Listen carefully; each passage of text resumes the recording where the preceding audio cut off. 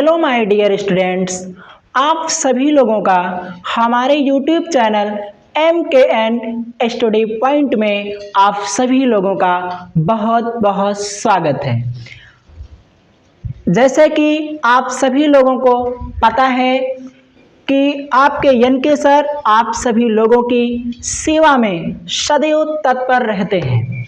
तो हमारे चैनल्स पे जो नए बच्चे जुड़े हुए हैं तो हमारे चैनल को सब्सक्राइब कर लें और वीडियो अच्छी लगे तो लाइक करें और कमेंट भी साथ साथ में करते रहें। तो आज हम आप सभी लोगों को क्लास 10th का सब्जेक्ट साइंस में 3 भाग होते हैं, रसायन विज्ञान, जीव विज्ञान और भौतिक विज्ञान, जिसमें से आप सभी लोगों को हम रसायन विज्ञान का प्रथम लेसन जो है रासायनिक अवक्रियाएं एवं समीकरण, इसमें हमने कुछ आप सभी लोगों को पहले बता दिया है।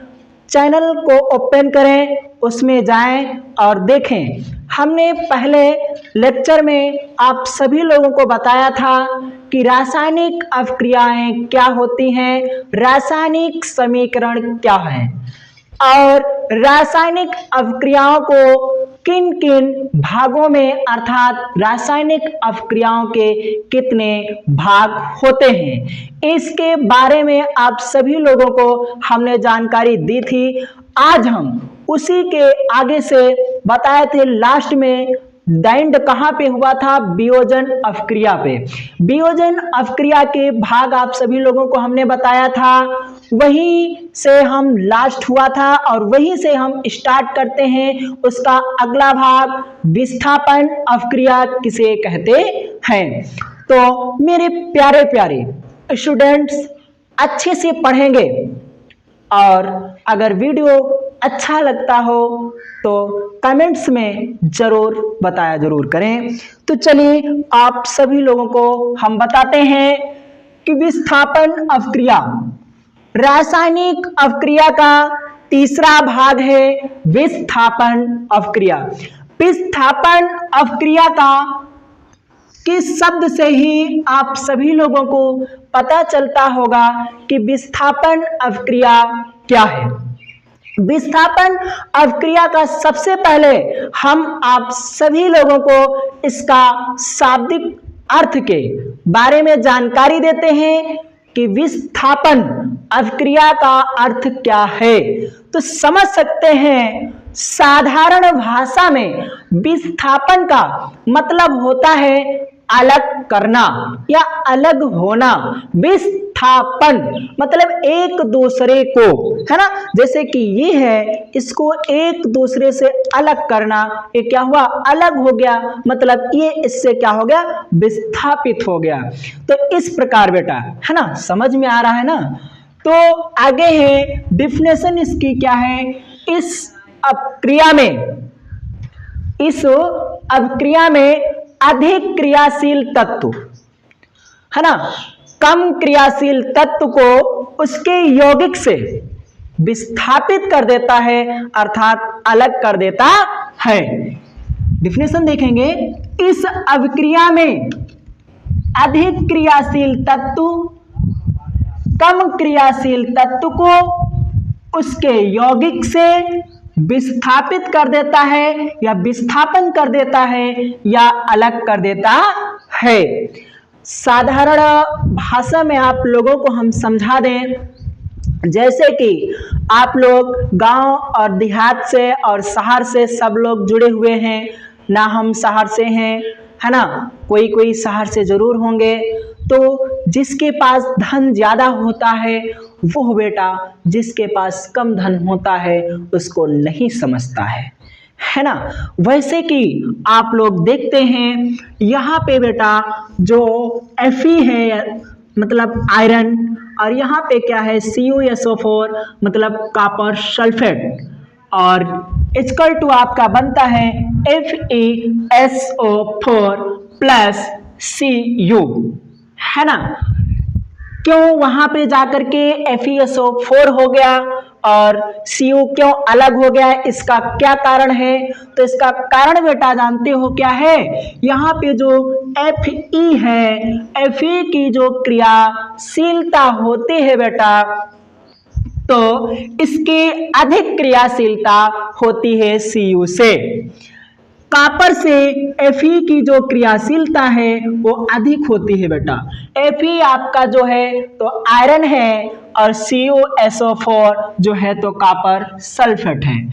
तो जब Fe अर्थात जो आयरन की जब क्रियाशीलता अधिक हुई तो ये बेटा Cu को यहाँ से भगा दिया, है ना। जब यहाँ पे Fe जो बाबू था उसकी जो क्रियाशीलता हुई ना, तो उसकी जब ज्यादा हुई, जब वो ज्यादा हो गया, जब उसके पास ज्यादा क्रियाशीलता हो गई तो कम वालों को समझना बंद कर दिया। जब वो कम वालों को जब समझना बंद कर दिया तो यहाँ से Cu को क्या कर दिया, Cu को यहाँ से भगा दिया। Cu को क्या कर दिया, भगा दिया। जब Cu को भगा दिया तो क्या हुआ, जब इन्होंने Cu को भगा दिया तो Fe है ना, Cu के स्थान पे Fe क्या हुआ, धारण हो गया। तो यहाँ पे Cu को भगा करके Fe हो गया, तो यहाँ पे क्या हो गया, आयरन सल्फेट यानी FeSO4 और प्लस में क्या अलग कर दिया, Cu को भगा दिया। जैसे कि बेटा एक राजा थे और रामायण में आप लोगों ने सुग्रीव और बाली की कहानियों को देखा होगा। तो उसमें क्या हुआ था, है ना, बाली बहुत बलवान था। सुग्रीव से जो था बेटा बाली बहुत बलवान था।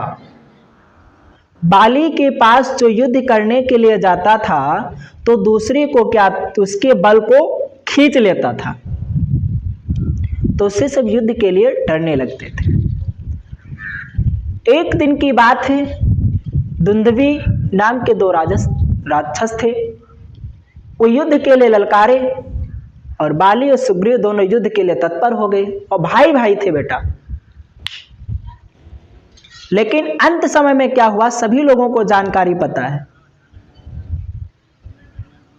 कि बाली जब गुफे में, दुंदुभी राक्षस जब गुफे में चला गया तो बाली भी गुफे में गया और भाई से कह गया था कि हे भ्रात तुम बाहर बैठे रहना,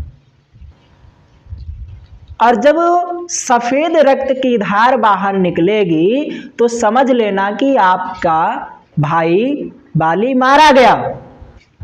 और बेटा जो दुंदुभी था वो भी मायावी था, वो भी जो राक्षस था वो भी मायावी राक्षस था, उसका भी रक्त सफेद था। तो बाली ने उस गुफे के अंदर मारा किसको, दुंदुभी को। उसकी रक्त की धार बाहर निकली और जब रक्त की धार बाहर निकली तो सुग्रीव ने क्या समझा कि मेरा भाई मारा गया। अब सुग्रीव भागते भागते चला आया राज्य करने अपने यहाँ। तो सारी वहां की रानियां पूछी, बाली की पत्नी ने पूछा और सुग्रीव की पत्नी ने पूछा, तो उन्होंने बताया कि हाय भाभी, भाई तो मारे गए। तो वहां का राजा सुग्रीव बना दिया गया, सुग्रीव को बना दिया गया। अब जब कुछ दिन के बाद जब बाली आया तो देखा बाली वहां पे, सुग्रीव वहां पे गुफे के बाहर नहीं थे। और जब गुफे के बाहर नहीं थे तो यहां पर आए तो क्या देखा कि सुग्रीव बढ़िया सिंहासन पे अपनी भाभी और अपनी वाइफ मतलब पत्नी के साथ बढ़िया सिंहासन पे बैठे हुए हैं। तो बाली के पास बल बहुत ज्यादा था, सुग्रीव को मारा पीटा और राज्य से बाहर निकाल दिया और उसकी पत्नी और बेटे को भी अपहरण कर लिया था।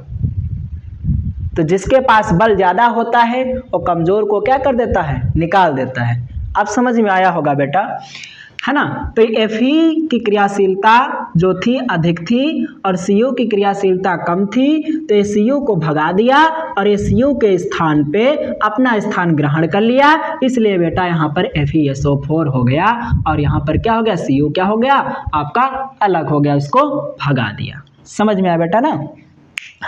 अब आगे आप लोगों को बता दें, अगला भाग है द्विविस्थापन अपक्रिया। द्विविस्थापन अपक्रिया का बेटा जो शाब्दिक अर्थ होता है, तो द्विविस्थापन का मतलब ही है द्विबार, मतलब दो बार। कितनी बार बेटा? दो बार विस्थापन करना। इस अभिक्रिया में क्या होता है? इस अभिक्रिया में दो बार विस्थापन होता है। कितनी बार होता है? इस अभिक्रिया में दो बार विस्थापन होता है, इसलिए इसे द्विविस्थापन अपक्रिया कहते हैं, है ना। द्विविस्थापन अपक्रिया का मतलब ही है बेटा कि दो बार विस्थापन करना, दो बार विस्थापन करना ही द्विविस्थापन अपक्रिया कहलाती है। जैसे एग्जांपल्स में बेटा Na2SO4 plus BaCl equal to, है ना, या गिब्स आउट कह सकते हैं, BaSO4 प्लस 2NaCl, मतलब सोडियम सल्फेट और यहाँ पर बेरियम क्लोराइड और यहाँ पर बेरियम सल्फेट और यहाँ सोडियम क्लोराइड। तो बेटा ये देखो, ये इसके स्थान पे आ गया, ये इसके स्थान पे आ गया, ये इसके स्थान पर पहुंच गया, ये इसके स्थान पे पहुंच गया। तो यहाँ पे बेटा दो बार विस्थापन हुआ। कितनी बार विस्थापन हुआ? यहाँ पे दो बार बेटा यहाँ पर विस्थापन हुआ, है ना। तो यहाँ पे जब दो बार विस्थापन हुआ, इसलिए इस अपक्रिया को बोलते हैं द्विविस्थापन अपक्रिया। क्या बोलते हैं? द्विविस्थापन अपक्रिया इसलिए कहा जाता है। बेटा साथ साथ में कॉपी पेन रख लीजिए और नोट करते रहिए, ठीक है। और अगर नोट नहीं कर रहे हैं तो स्क्रीनशॉट जरूर ले लीजिए। समझ में आ रहा हो तो हमारी तो इच्छा है कि आप सभी लोग कॉपी और पेन सामने ले करके बैठें और साथ साथ में नोट करते रहिए, ठीक है। अगला भाग है बेटा अपचयन और उपचयन अपक्रिया अर्थात रेडॉक्स अपक्रिया, है ना। तो इसमें आप सभी लोगों को सबसे पहले हम बताएंगे उपचयन के बारे में। किसके बारे में बताएंगे? उपचयन अपक्रिया के बारे में बताएंगे कि उपचयन अपक्रिया क्या है। किसके बारे में? उपचयन अपक्रिया के बारे में हम आप सभी लोगों को बताएंगे कि उपचयन अपक्रिया किसे कहते हैं, ठीक है। उपचयन अपक्रिया जो है, तो उपचयन अपक्रिया में कुछ नहीं बेटा, ठीक है, इसमें कुछ भी नहीं है। उपचयन अपक्रिया में क्या होता है? किसी पदार्थ में ऑक्सीजन में वृद्धि होना या हाइड्रोजन का ह्रास होना उपचयन अपक्रिया कहलाती है। कौन सी अपक्रिया कहलाती है? उपचयन अपक्रिया कहलाती है। अर्थात दूसरी भाषा में समझ सकते हैं, किसी पदार्थ में ऑक्सीजन का योग, ऑक्सीजन का योग और हाइड्रोजन का निष्कासन, ऑक्सीजन का योग और हाइड्रोजन का निष्कासन उपचयन अपक्रिया कहलाती है। कौन सी अपक्रिया कहलाती है? उपचयन अपक्रिया कहलाती है, ठीक है। किसी पदार्थ में बताए ऑक्सीजन का योग, अगर ये डिफिनेशन ना समझ में आ रही हो तो याद कर लीजिए, किसी पदार्थ में ऑक्सीजन का योग व हाइड्रोजन का निष्कासन उपचयन अपक्रिया कहलाती है। कौन सी अपक्रिया कहलाती है? उपचयन अपक्रिया कहलाती है। एग्जाम्पल्स C+O2 और इधर क्या हुआ? कार्बन डाइऑक्साइड हो गया। क्या हो गया? कार्बन डाइऑक्साइड हो गया, ठीक है। अगला अपचयन क्या है? इसमें किसी पदार्थ में हाइड्रोजन में वृद्धि होने पर या ऑक्सीजन का ह्रास होना अपचयन अपक्रिया कहलाती है। कौन सी अपक्रिया कहलाती है बेटा? अपचयन अपक्रिया कहलाती है। या दूसरी भाषा में किसी पदार्थ में हाइड्रोजन का योग व ऑक्सीजन का निष्कासन होना अपचयन अपक्रिया कहलाती है। दो एग्जाम्पल्स लिखे हैं, CuO प्लस H2 और इधर equal to Cu plus H2O और इधर क्या है 2KCl3 और इधर क्या है 2KCl और प्लस में 3O2 क्या हो गई गैस। तो बेटा आशा करते हैं कि समझ में आज जरूर आया होगा। तो नोट कर लीजिए, स्क्रीनशॉट ले लीजिए जल्द के साथ। हो गया, चलिए सबमिट कर रहे हैं।